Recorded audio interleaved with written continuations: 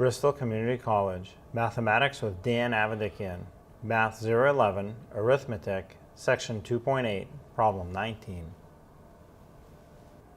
This is Section 2.8, Problem 19. It says complete the computation. We have 5 over 6 plus 5 over 12 plus 5 over 24. So we do have a common numerator, but that doesn't help us. We have to get a common denominator. So we're adding 3 fractions, but it's the same process. And again, I like to write problems like this vertically. So 5 over 6, 5 over 12, 5 over 24. So whether you have 2 denominators or 3 denominators or 8 denominators, it's really the same process. What I want to do is take the largest denominator, in this case 24, right? My choice is 6, 12, 24. See if all the denominators divide in evenly. And in this case, they do. 24, of course, divides into 24 evenly.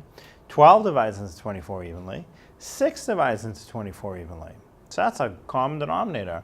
If it didn't, I would double it, try 48. If not, then triple it, try 72, and keep going until I found the denominator they all divided into evenly. But I got it on the first try. They all divide into 24 evenly. So change each fraction into an equivalent fraction that has a denominator of 24.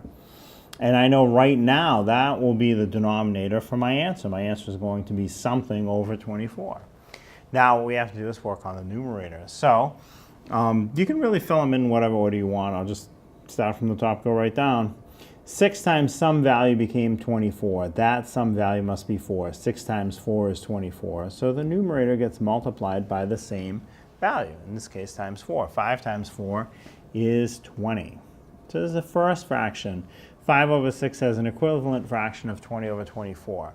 Now the one in the middle, the 5 over 12, what does that turn into? Well, look at the denominators. 12 times something became a 24, so it was times 2. 12 times 2 is 24. The numerator must be multiplied times that same amount, in this case times 2.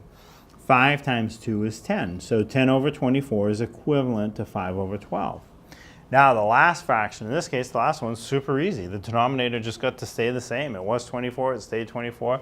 So the numerator will stay the same also. It was 5, it just stays 5. 5 over 24, of course, is equivalent to 5 over 24. But now what I have is 3 fractions to add where all 3 fractions have the same numerator, same denominator, I meant to say. So this is an addition. I'm going to add them together. 20 plus 10 more is 30.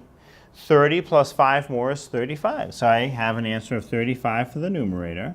The denominator, again, I knew was going to be 24. So I have an answer of 35 over 24. Now, while it does not reduce, this is an improper fraction, I can convert it easily enough to a mixed number. Some math teachers are fine leaving your answer as an improper fraction like this, 35 over 24.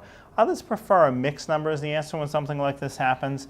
So if you remember how to do this, I'm going to go off to the side, divide the denominator, in this case of 24, into the numerator of 35, see how many times I can get it to fit in, and then look for the remainder. So 24 won't go into 3. 3 is too small. It will go into 35, but only once. 1 times 24 is 24. And now I can subtract 35 minus 24. 5 minus 4 is 1. 3 minus 2 is also 1. So there's 11 as my remainder. So the remainder becomes the numerator of the fraction, and the denominator of 24 stays the same. So my answer can be written as 35 over 24. That is the answer. Or, if you prefer the other form, it would be 1 and 11 over 24.